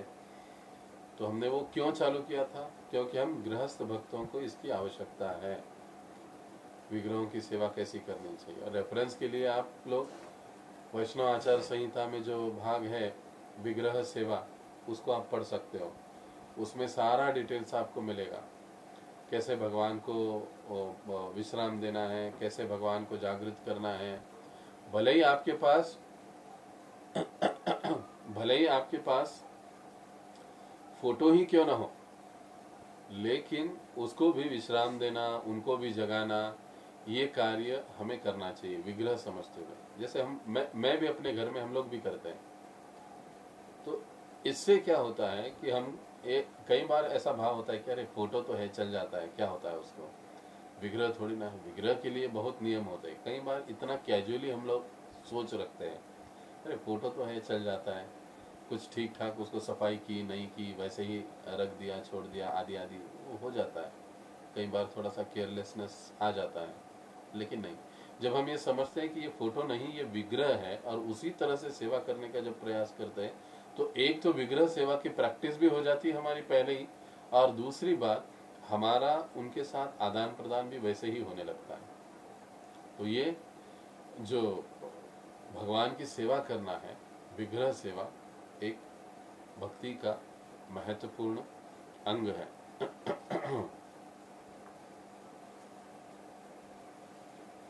31 नंबर, 31 नंबर में क्या है? 31 नंबर गायन, यानी भगवान के लिए गाना या भगवान के समक्ष कीर्तन करना। लिंग पुराण में भगवान विषयक महिमा गान तथा गायन का उल्लेख मिलता है। यह इस प्रकार है, जो ब्राह्मण भगवान की महिमा के गायन में निरंतर लगा रहता है वह अवश्य ही भगवान के लोक को जाता है। भगवान कृष्ण इस गायन को शिवजी द्वारा की गई स्तुतियों से भी अधिक सम्मान प्रदान करते हैं। गायन, हरे कृष्ण महामंत्र का गायन करना, अलग अलग वैष्णव भजनों को गाना, अलग अलग जो अष्टक है भगवान के सम्मान में गाए हैं उनको गाना, भक्तों के साथ गाना, विग्रहों के समक्ष गाना, यह भक्ति का एक महत्वपूर्ण अंग है। क्योंकि इस प्रकार के गायन से हमारे हृदय की शुद्धि होती है। और अधिकतर जब हम लोग भक्त कीर्तन करते हैं तो ज्यादा से ज्यादा हमें हरे कृष्ण महामंत्र का कीर्तन करना चाहिए। अन्य जो ट्यून्स है, कीर्तन है, उनकी ओर हमें नहीं जाना चाहिए, बल्कि अधिक से अधिक हमें जोर देना चाहिए कि हम लोग हरे कृष्ण महामंत्र का ही कीर्तन करें। जो हम कीर्तन करते हैं जो हम गाते हैं या जो हम गा रहे हैं, कोई भजन भी गा रहे हैं तो उसको भी हमें सावधानी पूर्वक देखना चाहिए कि वो परंपरा में हो। ये बाहर के यहाँ वहाँ के भजन प्रायः हमको अवॉइड करने चाहिए, नहीं गाने चाहिए। जो हमारे महाजन हैं, जो हमारे आचार्य हैं, उन्होंने जो भजन दिए हैं, गाए हैं, उसी को हमें गाना चाहिए। और जो हमारे वर्तमान आचार्य गण गाते हैं उसको हमें गाना चाहिए, लेकिन उसका भी हमें नकल नहीं करना चाहिए। लेकिन जैसे वो गाते हैं उसी को हमें दोहराना चाहिए। अपने मन से कोई मुझे ये भजन अच्छा लगता है, ये गाना अच्छा लगता है, या ये चीज़ अच्छी लगती है, इस दृष्टि से हमें नहीं करना चाहिए। अब आगे जोड़कर ही उसको है संकीर्तन, यानी भक्तों के साथ भगवान के नाम का गान करना। एक होता है कीर्तन व्यक्तिगत रूप से, दूसरा होता है संकीर्तन भक्तों के साथ उच्च स्वर में भगवान के नाम का गान करना संकीर्तन कहलाया जाता है। और ये जो संकीर्तन है ये 64 अंगों में सबसे श्रेष्ठ अंग माना गया है। अब आप कहोगे प्रभु जी अभी आपने कहा विग्रह सेवा श्रेष्ठ है, हाँ बिल्कुल है, लेकिन सभी अंगों में 64 अंगों में सर्वश्रेष्ठ अंग कौन सा है? तो वो है संकीर्तन। भक्तों के साथ संकीर्तन करना, कीर्तन करना, भक्तों के साथ आकर उच्च स्वर में हरे कृष्ण महामंत्र का गान करना, ये भक्ति का एक उच्चतम अंग है। जैसे कि चैतन्य चरितामृत में कहा गया है, भजनेर मध्य श्रेष्ठ नवविधा भक्ति, कृष्ण प्रेम कृष्ण दिते धरे महाशक्ति, तार मध्य सर्वश्रेष्ठ नाम संकीर्तन, निर अपराधे नाम लैले पाय प्रेम धन। भजनेर मध्य श्रेष्ठ, सभी भजनों में श्रेष्ठ क्या है? नवधा भक्ति है। और नवधा भक्ति कृष्ण प्रेम कृष्ण दिते धरे महाशक्ति, क्योंकि नवधा भक्ति का पालन करने से क्या होता है? कृष्ण प्रेम प्राप्त होता है, कृष्ण हमें मिल जाता है। इतनी महान शक्ति इस नवधा भक्ति में है। नवधा भक्ति का एक अंग भी यदि हम पालन करें तो भी हमें कृष्ण प्रेम और साक्षात कृष्ण की प्राप्ति हो जाती है। लेकिन हम देखते हैं कि हम जो रूपानुग है, जो प्रभुपादानुग है, वे लोग, हम लोग 9 के 9 ही अंगों का पालन करते हैं। अगर हम गौर से देखा जाए, थोड़े गहराई से अगर हम लोग सोचेंगे हमारी भक्ति के विधि के बारे में, कृष्ण भावनामृत की विधि के बारे में, तो 9 की 9 विधियों को हम लोग पालन करते हैं। लेकिन इन 9 विधियों में से सबसे श्रेष्ठ क्या है? तार मध्य सर्वश्रेष्ठ नाम संकीर्तन। लेकिन इन सभी से श्रेष्ठ है वो है नाम संकीर्तन, क्योंकि निरपराध रूप से, गंभीरता से अगर कोई कृष्ण नाम लेता है तो पाय प्रेम धन, अवश्य रूप से वो कृष्ण प्रेम का धन प्राप्त कर लेता है। और आचार्यगण समझाते हैं कि विशेष रूप से कलयुग में नाम संकीर्तन ही भगवत प्राप्ति का सर्वोत्तम और एकमात्र मार्ग है, दूसरा कोई मार्ग नहीं, केवल और केवल नाम संकीर्तन। श्री जीव गोस्वामी भी जी कहते हैं कि कलयुग में यदि किसी दूसरे भक्ति के अंगों का अनुष्ठान करना भी हो तो उसमें भी नाम संकीर्तन का संयोग अवश्य में वो होना चाहिए। भले ही हम लोग किसी दूसरे अंग का पालन करने की कोशिश करें, लेकिन उसमें भी हमें जो नाम संकीर्तन है उसका अंतर्भाव या उसका समावेश हमें करना चाहिए। ये इतना महत्वपूर्ण अंग है संकीर्तन, भक्तों के साथ आकर हरे कृष्ण महामंत्र का गान करना, कीर्तन करना। अब संकीर्तन के बाद है, अब प्रभुपाद जी ने कई सारी बातें बताई हैं, इसमें आप लोग पढ़ सकते हैं। हमने चर्चा के माध्यम से वो सारे पैराग्राफ हमने पूर्ण किए हैं। प्रभुपाद जी ने यहाँ पर भागवतम से कुछ उदाहरण दिए हैं, तो वो आप पढ़ सकते हो कि हम चाहे कितना भी वेद अध्ययन कर ले, तपस्या कर ले, लेकिन इन सभी अंगों से, इन सभी कार्यों से नाम संकीर्तन सबसे श्रेष्ठ है। इसलिए तुकाराम महाराज भी महाराष्ट्र में कहते हैं, नाम संकीर्तन साधन पै सोपे, कि सबसे सरल और सीधा मार्ग है नाम संकीर्तन। इसलिए हमें नाम जप को बड़ा महत्व देना चाहिए। भक्ति के अंग अन्य उतने ही महत्वपूर्ण है, लेकिन नाम जप को सबसे अधिक महत्व देना चाहिए। चाहे कुछ भी हो जाए, लेकिन हमारे 16 माला सुबह हो जाने चाहिए। चाहे कुछ भी हो जाए, सुबह की मालाएं हमारी ध्यानपूर्वक और व्यवस्थित रूप से होनी चाहिए। सुबह सुबह हमारा जप पूर्ण हो जाना चाहिए। इस पर हमें अडिग रहना चाहिए, हमेशा के लिए, 1-2 दिन के लिए नहीं, हमेशा के लिए। जितना संभव हो सके उतना हमें सबसे प्रधान। एक बार प्रश्न पूछा गया था परम पूज्य राधानाथ स्वामी महाराज जी को। एक भक्त कह रहे थे कि महाराज मैं हर रोज सवेरे उठता हूँ, उठते ही पहले विग्रह सेवा करता हूँ और मंगल आरती आदि सारी चीज़ें करता हूँ, और फिर मुझे जप करने के लिए काफ़ी समय मुझे देरी हो जाती है, और फिर मुझे वैसे ही ऑफिस में चला जाता हूँ मैं, और फिर आने के बाद बची हुई माला पूर्ण करता हूँ। तो महाराज जी कहने लगे कि आपको विग्रह सेवा करने की आवश्यकता नहीं है, आपको सबसे पहला आपका 16 माला जप पूरा करना है, और उसके बाद आपको बाकी की सेवाएं करनी है। तो ये सबसे महत्वपूर्ण बात है कि हमारा जो नाम जप है, अब आगे आएगा जप में, उसे हमें पहला प्रायोरिटी देना है, बाकी सारी चीजें बाद में। बाकी अन्य सेवाएं हो सकती है, वो भी सेवाएं हैं, लेकिन सबसे महत्वपूर्ण है नाम जप करना, क्योंकि इसी नाम जप से हम भगवत धाम जाने वाले हैं। विग्रह सेवा यह गौण अंग है, या अन्य जो भी सारी बातें हैं, विधियां हैं, वो गौण है, लेकिन प्रधान है नाम जप। तो जितना अधिक हो सके सुबह के समय अपने नाम जप को पूरा करना, ध्यान पूर्वक पूरा करना, ये हर भक्त का एक आद्य कर्तव्य है। उसको हमें गंभीरता से लेना चाहिए। अगर जब हम नाम जप हम लोग ठीक से कर लेते हैं सुबह के समय, तो बाकी चीज़ें, बाकी सेवाएं भी बड़ी ही आसानी के साथ सरल हो जाती हैं। तो इसमें ये जप की बातें भी आ गई। प्रभुपाद जी ने जप के बारे में काफ़ी कुछ बताया है, आप लोग उसको पढ़िए, क्योंकि इस पर हम पहले भी काफ़ी चर्चा कर चुके हैं नाम साधना के बारे में। तो यहाँ पर ये 34 नंबर जप हुआ। अब जो 35 नंबर का है स्तव पाठ, निवेदन, विज्ञप्ति, मैं चाहता हूँ कि इसको थोड़ा सा हम विस्तार से ले लें, क्योंकि ये बहुत महत्वपूर्ण एक बात है कि हमको भजन के प्रकार, भजन किस भाव से गाने चाहिए, इन सारी चीज़ों का हम लोग यहाँ पर थोड़ा विस्तार से वर्णन करेंगे। क्योंकि भजन यह एक ऐसी चीज़ है कि यह हमारे व्यक्तिगत साधना के लिए आता है।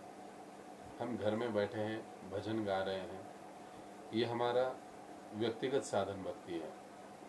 तो ये जो निवेदन है, विज्ञप्ति है, वो कैसी होनी चाहिए, हमारे जो महाजन हैं, हमारे जो पूर्ववर्ती आचार्य हैं, किस प्रकार से वो विज्ञप्ति करते हैं, निवेदन करते हैं, उनके अलग अलग प्रकार क्या है, उसको हम अगली बार विस्तार से चर्चा करेंगे। अब अगर यहाँ पर किसी का कोई प्रश्न है, मैं जानबूझकर जल्दी रोक रहा हूँ, क्योंकि पिछली बार मैंने आपको होमवर्क दिया था कि आपको 8वां अध्याय पढ़ना है, और उसमें यदि किसी को कोई प्रश्न है तो आप पूछ सकते हैं, तो हमारा समय बराबर हो जाएगा। वैसे 8:30 बज चुके हैं, तो आपके अगर कोई प्रश्न है अभी के क्लास के संबंध में या पिछले 8वें अध्याय के संबंध में, तो आप पूछ सकते हैं।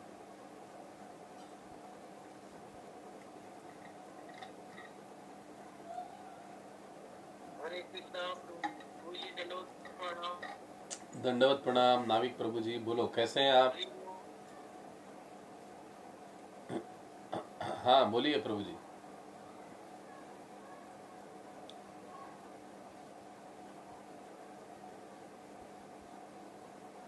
ठीक है प्रभु जी, थोड़ा प्रॉब्लम से भी गाँव में हूँ। हाँ मेरे को इस पूछना था प्रभु जी, अभी कहीं जिसके बाद है ना 45 आपका आवाज नहीं आ रहा है प्रभु जी। महाराज जी का हरि बोल। हाँ हाँ, थोड़ा सा जोर से बोलिए। मैं क्या बोल रहा था, महाराज जी का जपा था 40-45 रहता है। हाँ हरि बोल। हाँ बोलिए, सुन रहा हूँ। हरि बोल, आवाज आया प्रभु जी? हाँ मैं सुन रहा हूँ, आप बोलिए। अच्छा महाराज है हाँ 40-45। हाँ, तब वो टाइम जब क्या करना, वो टाइम पे जपा टास्क बंद करके जब हाँ, अभी आपको अगर ऑफिशियल अन्य कारण से आपको जल्दी जाना है तो उस समय आप वो समय अपने जपा को यूज़ कर सकते हैं। उस समय आप अपना जप पूरा कीजिए, और बाद में यूट्यूब पर महाराज जी का जो जप सेशन आता है उसको आप बाद में सुन सकते हो कि आज महाराज जी ने सुबह जपा टॉक में क्या कहा है। तो वो आप बाद में यूट्यूब पर या फेसबुक पर भी सुन सकते हो, वो वीडियोस आते हैं। लेकिन आपको प्रयास करना चाहिए कि आपकी जो 16 माला है वो सवेरे ही कंप्लीट हो, ताकि फिर आप आसानी से अपने अपने कार्य व्यवसाय पर जा सकेंगे।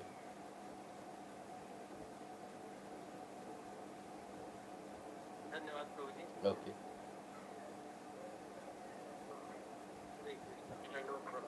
ओ 29 नंबरचं नाही का ते, गुरु को चुपके से नमस्कार नहीं करना चाहिए, अर्थात नमस्कार करते समय उच्च स्वर से गुरु की स्तुति नहीं करनी चाहिए। आता महाराज तिकडनं चालेल,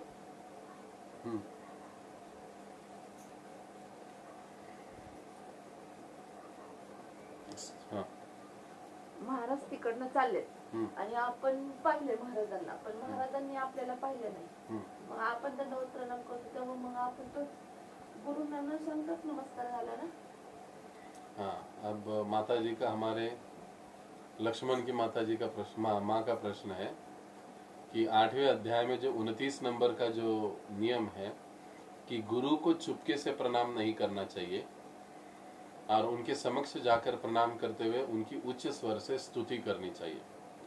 चुपके से प्रणाम का मतलब होता है कि महाराज जी कहीं और किसी कार्य में, सेवा में व्यस्त है, और हमको पीछे से हम लोग चुपके से प्रणाम कर रहे हैं और बाद में उनके समक्ष प्रणाम नहीं कर रहे, तो ऐसे नहीं करना चाहिए। वैसे शिष्य का कर्तव्य होता है कि जब भी जैसे भी वो गुरु को देखे तुरंत दंडवत प्रणाम करें, लेकिन बाद में महाराज जी के समक्ष जाकर उनको दंडवत प्रणाम समक्ष ही करना चाहिए। और जब हम महाराज जी को दंडवत प्रणाम करते हैं तो यथासंभव जो भी है हमको उनका गुणगान भी करना चाहिए, हमको उनका गुणगान भी करना चाहिए। तो ये जरूरी है, समझ लो। आणि अजून एक, लाल नीले, आता लाल किंवा निळ्या रंगाचे कपडे घालून त्यांनी लाल नीले या बिना धुले वस्त्र पहनकर मंदिर में प्रवेश नहीं करना चाहिए। आता बिना धुतले तर नाहीच माणूस घालून, पण किती लाल नंबर नीले है? 13 नंबर 13वें नंबर का एक प्रश्न त्याच्या है। पुढचाच आहे. हाँ 32 अपराध पूर्ण झाले ना हाँ की परत 1 पासून स्टार्ट होतं, त्याच्यातलं 13वं. अच्छा, तो पुनः 13 नंबर का है कि लाल और पीले नीले रंग के वस्त्र नहीं पहनने चाहिए और बिना धुले हुए कपड़े पहनकर मंदिर में प्रवेश नहीं करना चाहिए। अब लाल और नीला कलर क्यों कहा गया है, उसमें कई स्थान पर हरिभक्ति सुधोदय में काले वस्त्र का भी जिक्र आता है। ये पहनकर मंदिर में न जाने का एक कारण है क्योंकि ये जो अधिक डार्क कलर के जो वस्त्र होते हैं वो तमोगुणी माने जाते हैं। इसीलिए विशेष रूप से लाल वस्त्र, नीले वस्त्र और काले वस्त्रों को पहनकर मंदिर के समक्ष, विग्रहों के समक्ष नहीं जाना चाहिए, क्योंकि ये एक प्रकार से अवमानना या अपराध माना जाता है, क्योंकि ये तमोगुण से पूरित होते हैं। जैसे गीता में हम लोग पढ़े ना, आपने सुना होगा, मैंने कई समय पहले कहा था कि जैसे स्थान भी तमोगुणी रजोगुणी होता है, वस्त्र भी तमोगुणी रजोगुणी सत्वगुणी होता है, तो भोजन भी तमोगुणी रजोगुणी सत्वगुणी होता है, वस्त्र भी तमोगुणी सत्वगुणी रजोगुणी होता है, व्यक्ति व्यक्ति भी सत्वगुणी रजोगुणी तमोगुणी होते हैं। ऐसे हर चीज सत्व रज तम 3 गुण में होती है। किन किन चीजों में, वस्तुओं में तमोगुण की अधिकता होती है। तमोगुण का मतलब होता है ऐसा गुण जो हमें इंद्रिय भोग की ओर आकर्षित करता है, जो हमें गलत विचारों की ओर आकर्षित करता है। तो ऐसे जैसे आजकल अब वो तो फैशन ही हो गया है कि एकदम टाइट कपड़े पहनना, टाइट वस्त्र पहनना या बड़े ही भड़कीले कपड़े पहनना। तो आप स्वयं भी इसका अनुभव कर सकते हो कि जब ऐसे कपड़े हम लोग पहनते हैं तो हमारे जो मन में जो विचार आते हैं वो वैसे ही तमोगुणी और मतलब कामुकता से भरे हुए विचार ज्यादा आते हैं। इसीलिए ऐसे वस्त्रों को टालने की हमें सलाह दी गई है, क्योंकि अधिक से अधिक हमें अपना पहराव या सात्विक रखना चाहिए और अधिक से अधिक अपने पहराव को हमें सत्वगुण में रखने का कोशिश करना चाहिए। इसके लिए वहाँ पर वो कहा गया है कि नीले और लाल वस्त्र, उसमें काला भी आता है, उसको नहीं पहनना चाहिए जहाँ तक हो सके। और मतलब अब कई बार ऐसे होता है कि ऑफिशियल आवश्यकताएं होती है, कुछ ऑफिस की बातें होती हैं, तो ऐसी स्थिति में एक अपरिहार्य रूप में उसको हम धारण कर सकते हैं, लेकिन उसको धारण करके फिर मंदिर में आने का जो बातें हैं, विग्रहों के समक्ष खड़े होने की बातें, उसको टालना चाहिए। इसका मतलब ये नहीं कि बाहर की दुनिया में हम लोग ऐसे एकदम मज़ेदार कपड़े पहनकर घूमे और मंदिर में एकदम सीधे साधे बन के आए, तो ये फिर मराठीत त्याला म्हणतो याला ढोंगीपणा झाला। हाँ, आवश्यकता के अनुसार उसको हम धारण कर सकते हैं, लेकिन ऐसे भड़कीले वस्त्र पहनने से हमें बचना चाहिए, कलरफुल वस्त्रों से। वैसे अभी माताओं की दृष्टि से, अब माता जी का ही प्रश्न है, तो माताओं की दृष्टि से विचार किया जाए तो कोई आवश्यकता है ही नहीं उनको लाल और नीले वस्त्र पहनने की, भड़कीले वस्त्र या काले वस्त्र पहनने की कोई आवश्यकता नहीं है।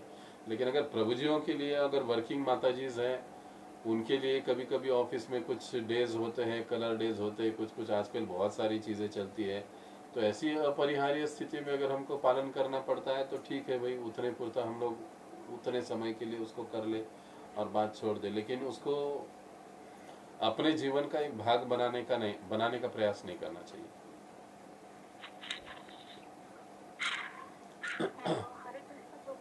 हाँ, हरे कृष्णा प्रणाम प्रभुजी। दंडवत। हरे कृष्णा। हाँ बोला।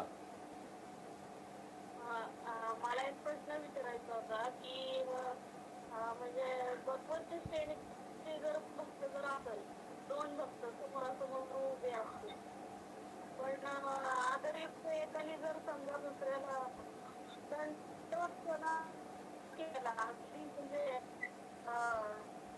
म्हणजे दंडवत प्रणाम करून वांछा कल्पतरुचे असं म्हणजे आदरयुक्त त्यांनी दंडवत प्रणाम, तर दुसऱ्या भक्ताला असं सुचत नाही की बाबा नेमकं त्यांना रिॲक्ट काय करायचं.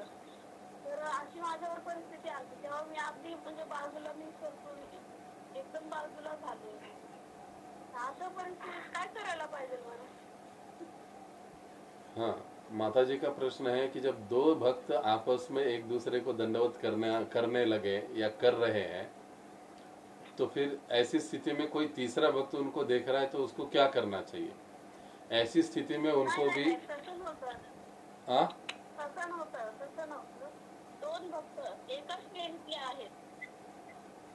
समान एकाच आहेत ते. आणि तरी पण एकाला वाटलं की बाबा आपण आहे ना समोरच्याला दंडवत प्रणाम केला पाहिजे, कारण त्याच्या मनात तेवढा आदर आहे ना वैष्णवांबद्दल. तर ते दोन्ही एकाच श्रेणीतले असल्यामुळं दोन्ही समोरासमोर आहेत आणि एकाने लगेच खाली दंडवत प्रणाम केला त्यांना. तर ते समोरच्या माणसाला असं सुचत नाही की बाबा काय करावं, नाही का? आपण त्यांना दंडवत प्रणाम द्यावा का बाजूला सरकावं?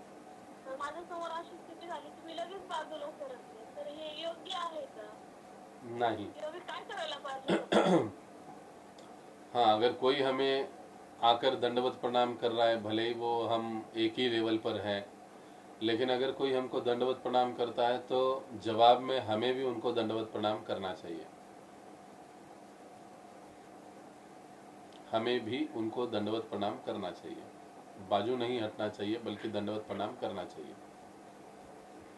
और अगर मंदिर में हम देखते हैं कई बार दो भक्त आपस में दंडवत प्रणाम कर रहे तो तीसरे भक्त जो है देख रहे या बाजू से गुजर रहे हैं, तो ऐसे अनदेखा करते हुए गुजरना नहीं चाहिए। मानसिक रूप से हाथ जोड़कर हम थोड़ा सा झुककर उनको भी प्रणाम अर्पित करके हम लोग आगे निकल सकते हैं, और ऐसे करना चाहिए। ऐसे नहीं कि वो दंडवत कर रहे हैं, वो उनकी बात है, हमारी बात नहीं है, हमारे पहचान की थोड़ी ना है वो। No, not like that. ऐसे भाव नहीं रखना चाहिए। अगर कोई दो भक्त दूर प्रणाम कर रहे, हम साइड से गुजर रहे, तो हमको भी झुककर ऐसे प्रणाम करके आगे निकलना चाहिए। भले ही हम उनको जानते हो न जानते हो, उसका कोई महत्व नहीं है। और अगर कोई हमको दंडवत प्रणाम करता है तो प्रति उत्तर में हमको भी उसे दंडवत प्रणाम करना चाहिए, चाहे वो बड़ा हो चाहे वो छोटा हो, कैसे भी हो। कौन किस लेवल का है ये जज करना हमारा काम नहीं है। एक वैष्णव है, इस दृष्टि से हमें उन्हें दंडवत प्रणाम करना चाहिए। उन्होंने हमें किया तो हमें भी उनको करना चाहिए। ओके माता जी, क्लियर? हाँ, क्लियर.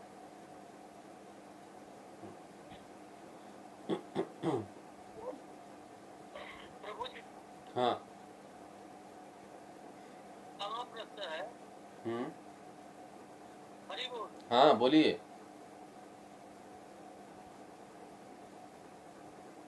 प्रभु जी, जब दावा है तो फिर में नहीं घुसना चाहिए.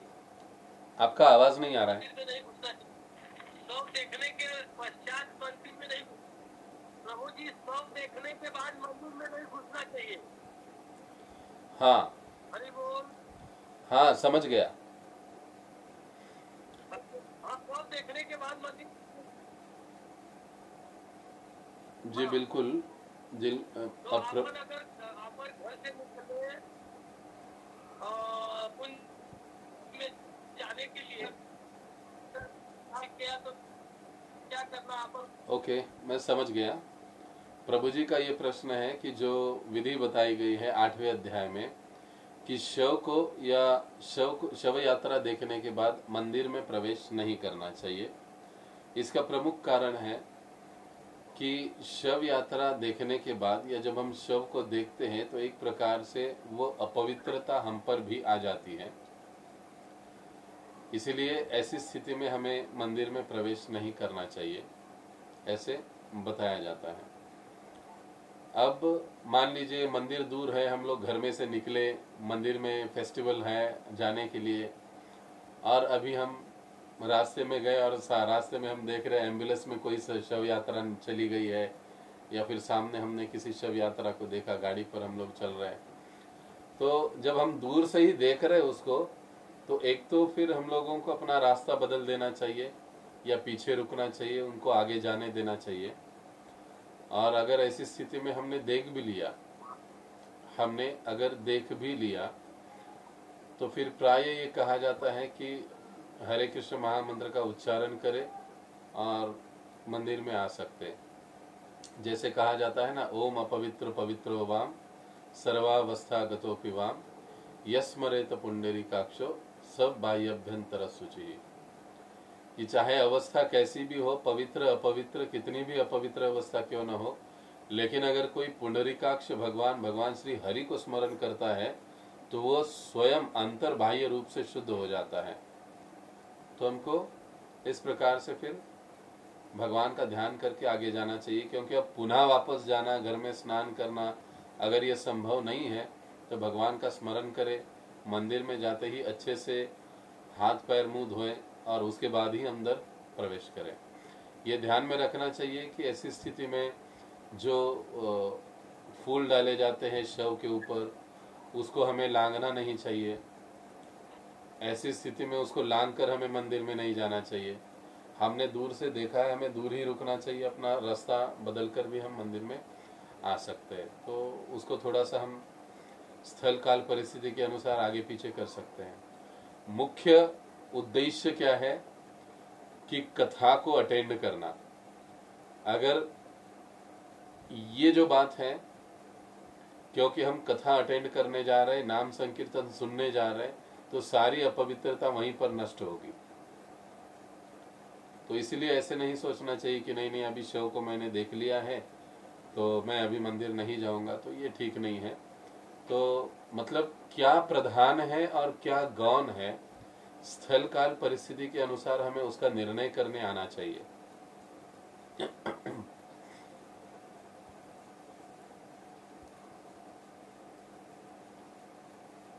समझ गए प्रभु जी? हाँ प्रभु जी। ओके।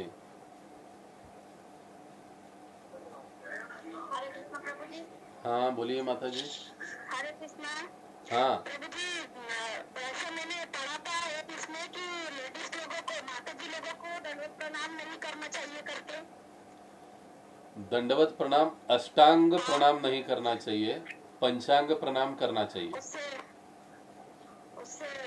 दंडवत प्रणाम ऐसे सुना था प्रभु जी कि दंडवत प्रणाम करने से माता जी लोगों को पाप लगता है करके। हाँ, शास्त्रों में वो बातें कही गई है। तो प्रायः उनको ऐसे पूरा दंडवत, अष्टांग दंडवत नहीं करना चाहिए, केवल पंचांग दंडवत करना चाहिए। अच्छा, जैसा अपन ऐसे घुटने के बल दंडवत प्रणाम हाँ कर जी, सकते इसको हैं। पंचांग प्रणाम कहते हैं। प्रायः आप किसी भी इस्कॉन मंदिर में जाओगे तो माता जी जिस प्रकार से प्रणाम करते हैं, घुटनों के बल पर केवल सिर को झुकाकर, पूरी तरह से वो लेटते नहीं है, अष्टांग प्रणाम नहीं करते हैं, तो उस प्रकार से ही माताओं को प्रणाम करना चाहिए। और प्रभु जी जैसा अभी प्रभु जी ने पूछा कि जैसा अपन शव देख लिए तो मंदिर में नहीं जा सकते, तो अपन घर के पास से देख लिए तो अपन अपने घर में तो मंदिर में जा सकते हैं ना। हाँ, लेकिन उसमें भी अगर आप शव यात्रा में शामिल हुए हो, आपके पास ही है, आप उन लोगों में गए हो। प्रभु जी आपकी आवाज अच्छी नहीं, क्लियर नहीं आ रही है, सुने नहीं आया मुझे। ओके, अगर मतलब आप उसमें उस यात्रा में शामिल नहीं हुए हो, वहाँ के उन लोगों के साथ आप मिले नहीं हो, तो फिर आप घर के अल्टर में सेवा कर सकते हो, डायरेक्टली जा सकते हो। लेकिन अगर आप उनसे मिले हो, उनसे बातें किए हो, वहाँ पर सम्मिलित हुए हो, तो ऐसी अवस्था में आपको घर पे आकर स्नान करना चाहिए और उसके बाद ही घर के अल्टर में भी आपको सेवा करनी चाहिए। हरे कृष्णा। तो यहाँ पर हम रुकते हैं। आई थिंक सभी के प्रश्न हुए हैं, तो पुनः मिलेंगे अगले मंगलवार के दिन।